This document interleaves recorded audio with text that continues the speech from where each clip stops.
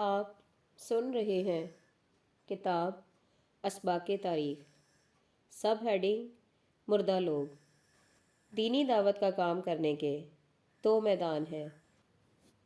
ایک ہے بنو اسرائیل جیسے لوگوں میں کام کرنا، جس کا ایک نمونہ سیدنا حضرت مسیح علیہ السلام کی زندگی میں دیکھا جا سکتا ہے، اور دوسرا ہے بنو اسماعیل جیسے لوگوں میں کام کرنا، جس کی روشن مثال پیغمبر اسلام صلی اللہ علیہ وآلہ وسلم کی زندگی میں نظر آتی ہے۔ بنو اسرائیل یہود نے حضرت مسیح کی بدترین مخالفت کی، انتہائی کھلے ہوئے معجزات اور انتہائی طاقتور دلائل کے باوجود انہوں نے حضرت مسیح کا اقرار نہیں کیا۔ اپنی تمام ممکن تدبیروں سے وہ حضرت مسیح کے مشن کو ناکام بنانے کی کوشش کرتے رہے۔ جب انہیں اس میں کامیابی حاصل نہیں ہوئی تو انہوں نے آخری مرحلہ میں کمینہ پن کا طریقہ اختیار کیا۔ انہوں نے حضرت مسیح پر جھوٹے الزام لگائے۔ حضرت مسیح کے الفاظ میں وہ ابن آدم کو رومی عدالت میں لے گئے۔ وہ خود حضرت مسیح کو قتل نہیں کر سکتے تھے، چنانچہ انہوں نے یہ منصوبہ بنایا کہ آپ پر جھوٹے الزامات لگا کر رومی حکمرانوں کے ذریعے آپ کو ہلاک کر دیں۔ اس معاملے میں ظلم اور کمینہ پن کی جتنی صورتیں ان کے بس میں تھیں وہ سب انہوں نے آخری حد تک کر ڈالی۔ تاہم اللہ تعالیٰ نے اپنی خصوصی تدبیر سے آپ کو بچا لیا۔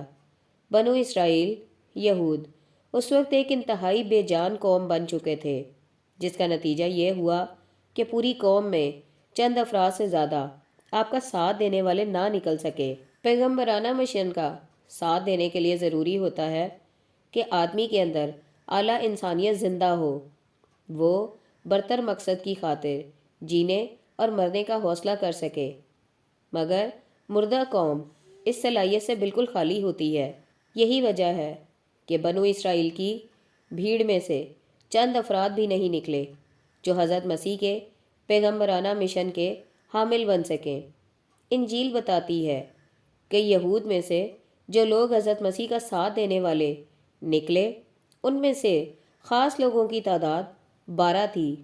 یہودیوں کی سازش کے تحت جب رومی سپاہیوں نے آپ کو پکڑنا چاہا، دوسری جگہ انجیل میں ہے کہ اس پر سب شاگرد اسے چھوڑ کر بھاگ گئے، مگر ایک جوان اپنے ننگے بدن پر مہین چادر اوڑے ہوئے اس کے پیچھے ہو لیا۔ اسے لوگوں نے پکڑا، مگر وہ چادر چھوڑ کر ننگا بھاگ گیا۔ سب ہیڈنگ خدا کی سنت۔ قرآن میں حضرت موسیٰ اور فرعون کا قصہ بیان ہوا ہے۔ بتایا گیا ہے کہ فرعون نے حق کو قبول نہیں کیا، اس نے اس کے مقابلے میں سرکشی دکھائی۔ نتیجہ یہ ہوا کہ وہ سمندر میں غرق کر دیا گیا۔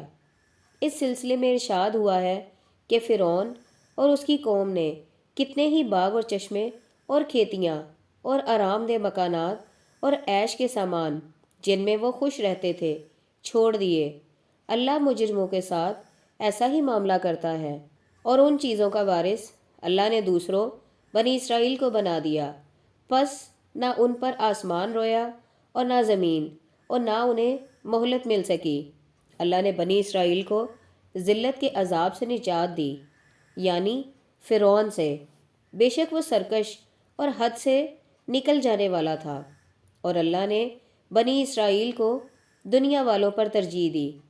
اللہ نے ایسا اپنے علم کی بنا پر کیا، اور ان کو ایسی نشانیاں دیں جن میں کھلا ہوا انعام تھا۔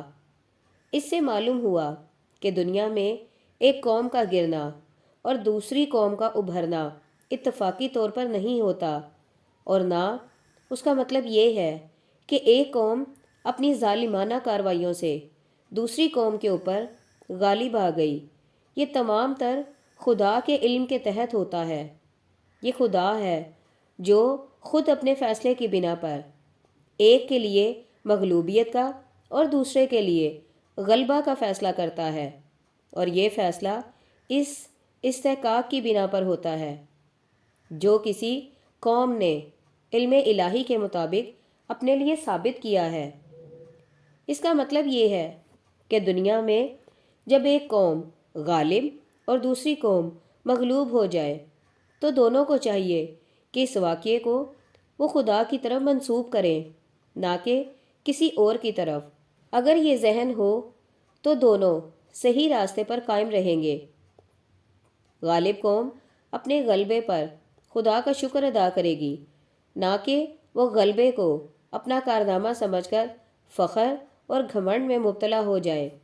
دوسری طرف مغلوب قوم اگر مغلوب ہونے کے بعد غالب قوم کے خلاف شکایت اور احتجاج کی مہم شروع کر دے تو یہ اس کے لیے سراسر ایک غلط فعل ہوگا، کیونکہ غالب قوم خدا کے علم اور فیصلے سے غالب ہوئی ہے، نہ کہ محض اپنی سازشوں یا جارحانہ کارروائیوں کی وجہ سے اس نے غلبہ پایا ہے۔ ایسی حالت میں مغلوب قوم کے کرنے کا اصل کام یہ ہے کہ وہ اپنی ان اندرونی خامیوں کو دور کرے جس کی وجہ سے وہ خدا کی نظر میں بے استحقاق ثابت ہوئی ہیں۔ وہ خدا کی طرف متوجہ ہو کر، نہ کہ مفروضہ ظالموں کی طرف۔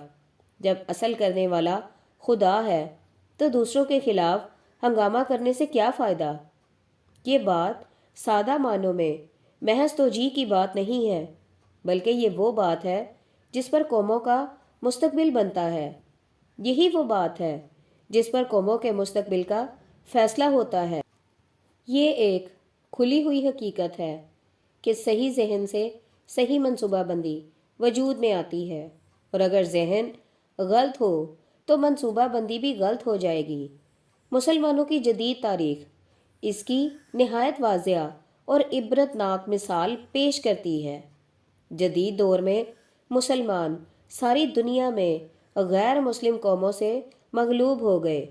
کہیں براہ راست طور پر مسلمانوں کے اوپر غیر مسلم قوموں کا غلبہ قائم ہو گیا، اور کہیں بالواسطہ طور پر 20ویں صدی کے نصف آخر میں اکثر ملکوں میں غیر مسلم اقوام کا براہ راست غلبہ بظاہر ختم ہو گیا، تاہم ان کا بالواسطہ غلبہ بالدستور مزید شدت کے ساتھ باقی ہے۔ اس صورتحال کے پیش آنے کے بعد مسلمانوں نے کیا کیا؟ ساری دنیا میں مسلمانوں نے اس کے جواب میں ایک ہی کام کیا ہے، اور وہ ہے غیر مسلم اقوام کے خلاف چیخو پکار یا ان سے ٹکراؤ۔ تاہم ایک صدی سے بھی زیادہ عرصہ کا تجربہ بتاتا ہے کہ مسلمانوں کی لفظی چیخو پکار فضا میں گم ہو گئی، اور ان کی ٹکراؤ کی سیاست آخر کار صرف مزید بربادی پر ختم ہوئی۔ مسلمانوں کو ان کی پرشور کوششوں کا اتنا بھی فائدہ حاصل نہیں ہوا جتنا انہوں نے اپنے بچے ہوئے اثاثہ میں سے اس کی راہ میں خرچ کیا تھا۔ اس کی واحد وجہ وہی ہے جس کا ذکر ہم نے بیان کیا ہے، یعنی غلط ذہن کی وجہ سے غلط منصوبہ بندی۔ مسلمانوں نے موجودہ زمانہ میں غیر مسلم اقوام کے غلبے کو صرف اس نظر سے دیکھا کہ وہ کچھ ظالم لوگ ہیں جو اپنی سازشوں اور جارحانہ کارروائیوں کے ذریعے مسلمانوں کے اوپر غالب آ گئے ہیں۔ انہوں نے اس واقعے کو خود غالب قوموں کا معاملہ سمجھا، نہ کہ خدا کا معاملہ، جیسا کہ قرآن میں بتایا گیا تھا۔ اس کا نتیجہ یہ ہوا کہ ان کی ساری توجہ غالب اقوام کے خلاف جھوٹی چیخو پکار اور جھوٹی لڑائیوں میں صرف ہو گئی۔ اس کے برعکس اگر موجودہ زمانہ کے مسلمانوں کا ذہن قرآن اور روشنی میں بنا ہوتا تو وہ سمجھتے کہ جو کچھ ہوا ہے وہ خدا کے علم اور خدا کے فیصلے کے تحت ہوا ہے۔ یہ خود خدا ہے، نہ کہ کوئی قوم جس نے موجودہ زمانے میں مسلمانوں کو مغلوب کر کے دوسری قوموں کو ان کے اوپر غالب کر دیا ہے۔ اگر مسلمانوں کے اندر یہ ذہن ہوتا تو وہ قوموں کی طرف دوڑنے کے بجائے خدا کی طرف دوڑتے۔ وہ دوسروں کے خلاف چیخو پکار کرنے کے بجائے اپنی اندرونی اصلاح پر سارا زور لگا دیتے۔ حقیقت یہ ہے کہ خدا کی نظر میں استحقاق ہونے کی وجہ سے مسلمان مغلوب کیے گئے تھے، اور خدا کی نظر میں استحقاق ثابت کر کے ہی وہ دوبارہ غالب حیثیت حاصل کر سکتے تھے، مگر مسلمان بر وقت اس راز کو سمجھ نہ سکے ایسے لوگوں کے لیے یہی مقدر ہے کہ وہ خدا کی دنیا میں پست اور بے قیمت ہو کر رہ جائیں۔ سب ہیڈنگ: اکابر قوم۔ قدیم مکہ کے لوگوں نے محمد بن عبداللہ صلی اللہ علیہ وآلہ وسلم کو اس سے کم سمجھا کہ خدا انہیں اپنے پیغام کی پیغمبری کے لیے چنے۔ چنانچہ انہوں نے آپ کو پیغمبر ماننے سے انکار کر دیا۔ انہوں نے کہا کہ خدا کا کلام اگر اترنا تھا تو وہ مکہ یا طائف کے کسی بڑے آدمی پر کیوں نہیں اترا؟ دو بڑے آدمیوں سے ان کی مراد مکہ کے ولید بن مغیرہ اور طائف کے عروہ بن مسعود ثقفی سے تھی۔ تاریخ کی کتابوں میں آتا ہے کہ رسول اللہ صلی اللہ علیہ وآلہ وسلم نے فتح مکہ کے بعد طائف کا محاصرہ کیا، مگر محاصرہ فیصلہ کن ثابت نہ ہو سکا۔ چنانچہ آپ محاصرہ ختم کر کے مدینے کی طرف روانہ ہو گئے۔ اس وقت مذکورہ عروہ بن مسعود کے دل میں اللہ تعالیٰ نے اسلام کی حقیقت ڈال دی۔ وہ رسول اللہ صلی اللہ علیہ وآلہ وسلم کے پیچھے روانہ ہوئے، یہاں تک کہ مدینہ پہنچنے سے پہلے آپ سے جا ملے۔ انہوں نے اسلام قبول کر لیا اور رسول اللہ صلی اللہ علیہ وآلہ وسلم سے اس بات کی اجازت مانگی کہ وہ اپنی قوم میں واپس جائیں اور ان کے سامنے اسلام کی دعوت پیش کریں۔ آپ نے فرمایا کہ وہ تم سے جنگ کریں گے۔ عروہ نے کہا کہ اے خدا کے رسول، میں ان کا سردار ہوں اور وہ مجھ کو اپنی آنکھ سے زیادہ عزیز رکھتے ہیں۔ چنانچہ وہ طائف واپس آئے۔ انہوں نے طائف والوں کو جمع کیا اور ایک اونچے مقام پر کھڑے ہو کر اپنے اسلام کا اعلان کیا اور لوگوں کو اسلام کی طرف بلایا۔ اس کے جواب میں لوگوں نے یہ کیا کہ ہر طرف سے ان کو تیروں سے مارنا شروع کر دیا، یہاں تک کہ ایک تیر ان کے نازک مقام پر لگا اور وہ ہلاک ہو گئے۔ قوم کے اکابر دراصل قوم کے ساتھ دینے کی وجہ سے اکابر بنتے ہیں۔ اگر وہ قوم کی خواہشوں کا ساتھ نہ دیں تو قوم انہیں رد کر دے، بلکہ وہ انہیں ہلاک کر ڈالے۔ عروہ بن مسعود حق کا ساتھ دینے سے پہلے اکابر کا درجہ رکھتے تھے، جس کا ساتھ دیتے ہی وہ اصاغر میں شمار کیے جانے لگے۔ سب ہیڈنگ: دے کر پانا۔ نمبر 1، خلیفہ ثانی حضرت عمر فاروق رضی اللہ تعالیٰ عنہ کے زمانے کا واقعہ ہے۔ ایک عیسائی تاجر اپنے تجارتی گھوڑوں کو لے کر دریائے فرات کے پاس سے اسلامی سرحد میں داخل ہوا۔ زیاد بن حدیر نے اس سے محصول طلب کیا، اس نے محصول ادا کر دیا۔ واپسی میں وہ دوبارہ اسی راستے سے گزرا تو زیاد نے اس کے غیر فروخت شدہ گھوڑوں سے دوبارہ محصول طلب کیا۔ تاجر کو اس پر اعتراض ہوا۔ اس نے اپنے غیر فروخت شدہ گھوڑے اپنے غلام کی نگرانی میں وہیں چھوڑ دیے اور خود چل کر مدینہ پہنچا تاکہ خلیفہ سے شکایت کرے۔ اس نے مدینہ پہنچ کر حضرت عمر فاروق سے اپنا قصہ بیان کیا اور کہا کہ مجھ سے میرے گھوڑوں پر دوبارہ محصول طلب کیا جا رہا ہے۔ حضرت عمر فاروق نے اس کی بات سن کر مختصر طور پر صرف اتنا کہا کہ اس کا انتظام کر دیا گیا ہے۔ تاجر نے سمجھا کہ خلیفہ نے اس کی شکایت کو کچھ اہمیت نہ دی۔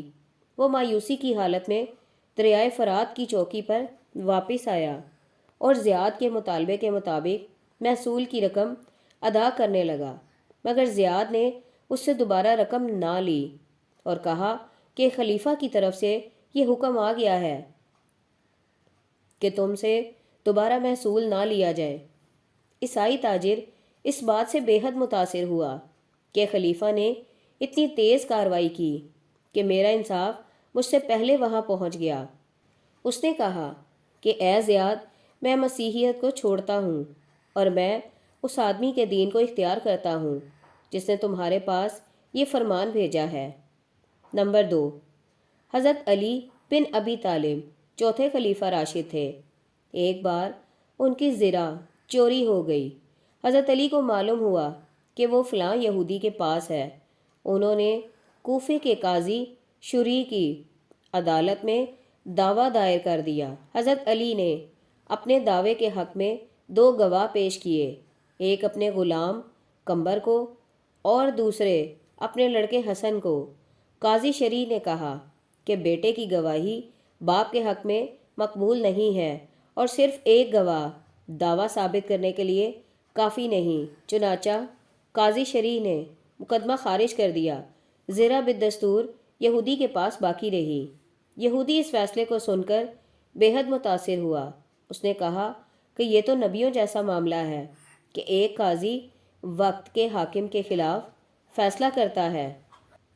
اس کے بعد یہودی نے اسلام قبول کر لیا اور زرہ یہ کہہ کر حضرت علی کو دے دی کہ یہ آپ ہی کی ہے، آپ کا دعویٰ بالکل درست تھا۔ نمبر 3، بنو امیہ کے زمانے میں دمشق کی جامع مسجد بنائی گئی۔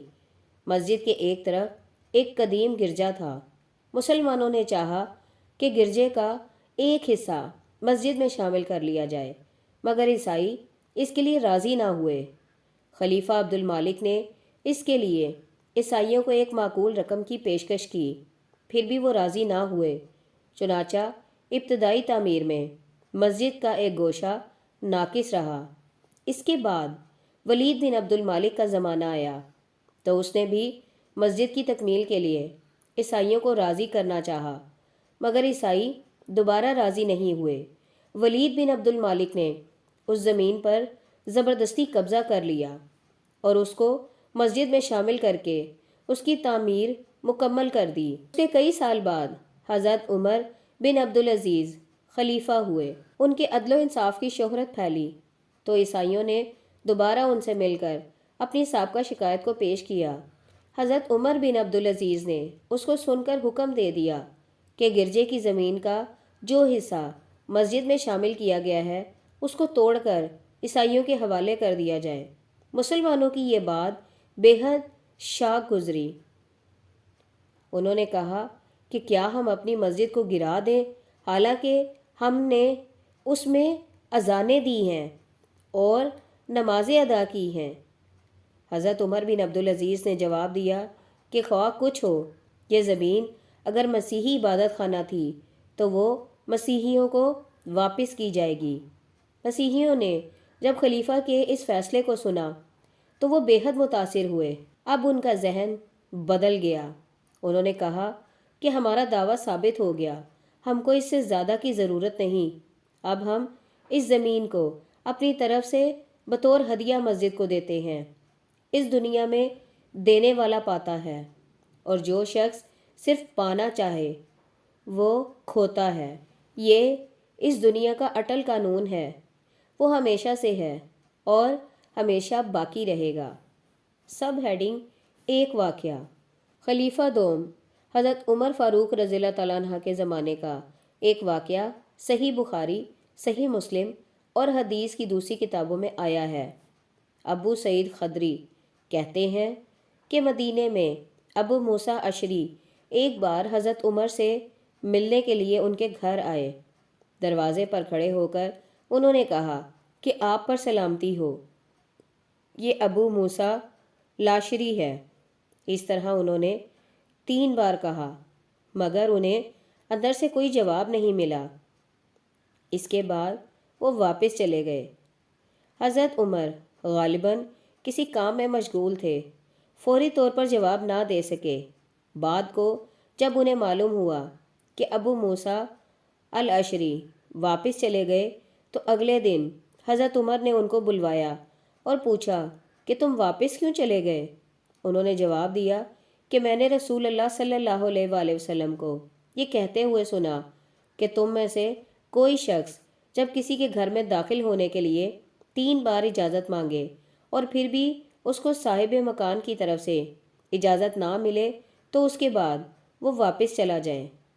حضرت عمر نے ابو موسیٰ الاشعری سے کہا کہ اس قول رسول پر تم گواہ پیش کرو ورنہ میں تم کو سزا دوں گا۔ راوی کہتے ہیں کہ میں انصار کی مجلسوں میں سے ایک مجلس میں تھا کہ وہاں ابو موسیٰ الاشعری آئے۔ وہ گھبرائے ہوئے معلوم ہوتے تھے۔ انہوں نے کہا کہ میں عمر کے یہاں گیا اور 3 بار سلام کیا مگر اجازت نہ ملی، اس لیے واپس ہو گیا۔ اس کے بعد عمر نے مجھ سے واپسی کا سبب پوچھا۔ میں نے کہا کہ رسول اللہ صلی اللہ علیہ وآلہ وسلم نے فرمایا کہ جب تم کسی کے یہاں ملنے کے لیے جاؤ تو 3 مرتبہ سلام کرو، اگر 3 بار کے بعد اجازت نہ ملے تو واپس چلے جاؤ۔ عمر نے کہا کہ تم اس حدیث رسول پر گواہ لے آؤ ورنہ میں تم کو سزا دوں گا۔ کیا تم میں سے کوئی ہے جس نے رسول اللہ صلی اللہ علیہ وآلہ وسلم کو ایسا کہتے ہوئے سنا ہے؟ لوگوں نے بتایا کہ یہ تو ایک معلوم بات ہے اور اس کو بہت سے لوگوں نے سنا ہے۔ پھر ابو سعید الخدری اٹھ کر ان کے ساتھ روانہ ہوئے اور حضرت عمر کے پاس پہنچ کر اس قول رسول کی تصدیق کی۔ اس کے بعد حضرت عمر نے اپنا حکم واپس لے لیا اور کہا کہ بازار کی مشغولیت نے مجھے اس مسئلے سے غافل رکھا۔ حضرت ابی بن کعب کو یہ واقعہ معلوم ہوا تو انہوں نے حضرت عمر سے کہا کہ اے عمر، تم رسول اللہ صلی اللہ علیہ وآلہ وسلم کے اصحاب پر عذاب نہ بنو۔ انہوں نے جواب دیا کہ سبحان اللہ، میں نے تو ایک بات سنی، پھر میں نے چاہا کہ اس کی حقیقت معلوم کروں۔ اس روایت سے کئی باتیں معلوم ہوتی ہیں۔ ایک یہ کہ اگر کوئی شخص کسی سے ملنے کے لیے جائے اور صاحب مکان اس وقت اس کو ملاقات کا وقت نہ دے تو اس پر جانے والے کے دل میں ملال نہیں آنا چاہیے۔ اسلامی مزاج کا تقاضا ہے کہ آدمی اس کو کسی معقول عذر پر محمول کرے اور بخوشی وہاں سے واپس چلا جائے۔ دوسری بات یہ معلوم ہوئی کہ آدمی اگر غلط فہمی کی بنا پر کسی کے بارے میں ایک غیر واقع رائے قائم کر لے تو اس پر لازم ہے کہ معاملے کی وضاحت کے بعد وہ فوراً اپنی غلطی کا اعتراف کرے۔ معاملے کی وضاحت کے بعد اپنی سابقہ رائے پر قائم رہنا مومن کا طریقہ نہیں۔ تیسری بات جو اس واقعے سے معلوم ہوتی ہے وہ یہ کہ اگر کوئی شخص دوسرے شخص کے اوپر تنقید کرے تو خواہ یہ تنقید کتنے ہی سخت الفاظ میں ہو، زیر تنقید شخص کو اسے برا نہیں ماننا چاہیے۔ اس کو چاہیے کہ تنقید کو ٹھنڈے دل سے سنے اور کسی اشتعال کے بغیر اصل بات کا جواب دے کر ناقد کو مطمئن کرنے کی کوشش کرے۔ سب ہیڈنگ اعتراف۔ حضرت عمر فاروق 13 ہجری سے 23 ہجری تک خلیفہ رہے۔ اسی زمانے کا واقعہ ہے۔ ایک اعرابی مدینہ آیا۔ اس نے کہا کہ کون ہے جو مجھ کو وہ کلام پڑھائے جو محمد صلی اللہ علیہ وآلہ وسلم پر اترا ہے۔ ایک شخص نے اعرابی کو سورۃ توبہ پڑھائی۔ یہ شخص عالم نہ تھا اور اس وقت قرآن میں اعراب بھی نہیں ہوا کرتے تھے، چنانچہ اس نے ایک آیت کو پڑھانے میں غلطی کر دی۔ اس نے لام کو زیر کے ساتھ پڑھایا۔ اس طرح پڑھنے سے آیت کا مطلب یہ ہو گیا کہ اللہ مشرکین سے اور اپنے رسول سے بری ہے۔ اعرابی نے یہ سن کر کہا، کیا اللہ اپنے رسول سے بیزار ہو گیا؟ اگر اللہ اپنے رسول سے بیزار ہے تو میں بھی اس سے بہت زیادہ بیزار ہوں۔ حضرت عمر فاروق رضی اللہ تعالیٰ عنہ کو اعرابی کے اس قول کی خبر ملی تو انہوں نے اعرابی کو بلایا۔ انہوں نے اس سے پوچھا کہ کیا تم نے ایسا کہا ہے کہ میں خدا کے رسول سے بیزار ہوں؟ اعرابی نے جواب دیا کہ اے امیر المومنین، میں مدینہ آیا، مجھ کو قرآن کا علم نہ تھا۔ میں نے کہا کہ کون ہے جو مجھ کو قرآن پڑھا دے؟ فلاں شخص نے مجھ کو سورۃ توبہ پڑھائی۔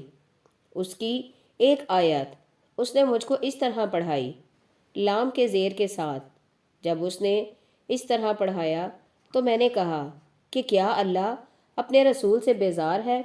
اگر اللہ اپنے رسول سے بیزار ہے تو میں بھی اس سے بہت زیادہ بیزار ہوں۔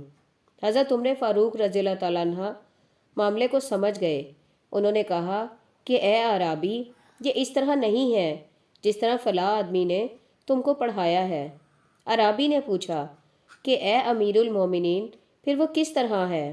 حضرت عمر رضی اللہ تعالیٰ عنہ نے فرمایا کہ وہ کچھ اس طرح ہے، لام پیش کے ساتھ۔ اعرابی نے اس کو سنا تو فوراً کہا اللہ مشرکین سے بیزار ہے، تو میں بھی خدا کی قسم مشرکین سے بہت زیادہ بیزار ہوں۔ غلطی کرنا برا نہیں، بلکہ غلطی پر قائم رہنا برا ہے۔ زندہ انسان وہ ہے جس کو اس کی غلطی بتائی جائے تو وہ فوراً رجوع کرے، اور مردہ انسان وہ ہے جو غلطی بتانے کے بعد بھی رجوع کے لیے تیار نہ ہو۔ قرآن کے الفاظ میں وہ اس کو اپنے لیے وقار کا مسئلہ بنا لے۔ سب ہیڈنگ غلطی کی اصلاح۔ خلیفہ ثانی عمر فاروق رضی اللہ تعالیٰ عنہ کے زمانے میں ایرانیوں اور مسلمانوں کے درمیان جنگ ہوئی۔ ابتدائی مقابلے میں ایرانی فوجوں کو شکست ہوئی۔ اس کے نتیجے میں ایرانی گھبرا اٹھے۔ اس وقت رستم ایران کا وزیر اعظم تھا۔ اس نے اپنے فوجیوں کو جمع کر کے مشورہ کیا کہ عربوں کی پیش قدمی کو روکنے کے لیے کس ایرانی بہادر کو مقرر کیا جائے۔ سب نے بہمن جادویہ کا نام لیا۔ چنانچہ رستم نے بہمن جادویہ کو 12,000 فوج، 300 جنگی ہاتھی اور دوسرے ضروری سامان دے کر عربوں کی طرف روانہ کیا۔ بہمن کو جو سامان دیے گئے ان میں درفش قادیانی بھی تھا، جس کی نسبت ایرانیوں کا عقیدہ تھا کہ جس فوج کے ساتھ یہ جھنڈا ہو اس کو کبھی شکست نہیں ہو سکتی۔ یہ واقعہ 13 ہجری کا ہے۔ بہمن چلتا ہوا دریائے فرات کے کنارے مقام ناطف میں آ کر مقیم ہوا۔ دوسری طرف ابو عبیدہ بن مسعود ثقفی اسلامی لشکر کے ساتھ فرات کے دوسرے کنارے مقام مروہہ میں مقیم تھے۔ بہمن نے ابو عبیدہ کے پاس پیغام بھیجا کہ تم دریا پار کر کے ادھر آتے ہو یا ہم دریا پار کر کے تمہاری طرف آئیں۔ ابو عبیدہ ثقفی نے جوش شجاعت میں یہ کہلا دیا کہ ہم دریا پار کر کے آتے ہیں۔ اسلامی لشکر نے ایک چھوٹے پل کے ذریعے دریا فرات کو پار کیا۔ جب وہ دوسری طرف پہنچے تو صورتحال یہ تھی کہ پیچھے کی طرف فرات کا چوڑا توڑ دیا۔ جب وہ دوسری طرف پہنچے تو صورتحال یہ تھی کہ پیچھے کی طرف فرات کا چوڑا دریا تھا جو وسیع جنگی نقل و حرکت میں مانا تھا۔ دوسری طرف سامنے بہمن کا مسلح لشکر تھا جس کے آگے جنگی ہاتھی صف باندھ کر کھڑے ہوئے تھے اور ان ہاتھیوں پر تیر انداز بیٹھے ہوئے تھے تاکہ وہ لشکر اسلام پر بھرپور تیروں کی بارش کر سکیں۔ مسلمان اس وقت گھوڑوں پر تھے۔ ان کے گھوڑوں نے اس سے پہلے کبھی ہاتھی نہیں دیکھا تھا، چنانچہ ان کے گھوڑے ہاتھیوں کو دیکھ کر بدکنے لگے۔ مسلمانوں نے جب دیکھا کہ ان کے گھوڑے ان کے قابو سے باہر ہو رہے ہیں تو وہ گھوڑوں سے کود کر زمین پر آ گئے اور پیادہ پا لڑنے لگے، مگر یہ طریقہ مزید خطرناک ثابت ہوا۔ ہاتھیوں نے جب آگے بڑھ کر مسلمانوں کی صفوں پر حملہ کیا اور انہیں کچلنا شروع کیا تو مسلمانوں کی صفیں درہم برہم ہونے لگیں۔ اس خونی مارکہ کی تفصیل بہت لمبی ہے۔ خلاصہ یہ ہے کہ مسلمانوں کے کئی سردار اور خود ابو عبیدہ کو ہاتھیوں نے اپنے پیروں کے نیچے کچل دیا۔ مسلمانوں نے پیچھے ہٹنا چاہا تو وہاں دریا ان کی راہ میں حائل تھا، چنانچہ بہت سے لوگ دریا میں غرق ہو گئے۔ مسلم فوجیوں کی تعداد اس وقت 9,000 تھی۔ اس میں سے تقریباً 6,000 افراد جنگ میں کام آ گئے۔ مسلمانوں کی بچی کچی فوج دریائے فرات کے دوسری طرف جمع ہوئی۔ اب ایک صورت یہ تھی کہ ان کے شاعر اور خطیب اٹھتے اور اپنی شکست کو شہادت قرار دے کر اس کو گلوریفائی کرتے، جیسا کہ موجودہ زمانے کے مسلمان کرتے ہیں، مگر انہوں نے ایسا نہیں کیا۔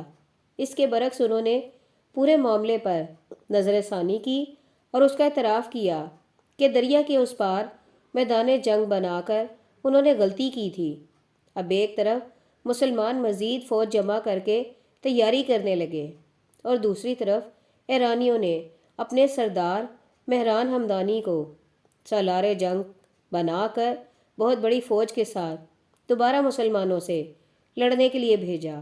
مہران ہمدانی جب فرات کے کنارے پہنچا تو اس نے مسلم فوج کے سردار مسنا کو دوبارہ یہ پیغام بھیجا کہ تم دریائے فرات کو پار کر کے ہماری طرف آتے ہو یا ہم دریائے فرات کو پار کر کے تمہاری طرف آئیں۔ مسلم سردار نے دوبارہ وہ غلطی نہیں کی جو پہلی بار ان سے ہو گئی تھی۔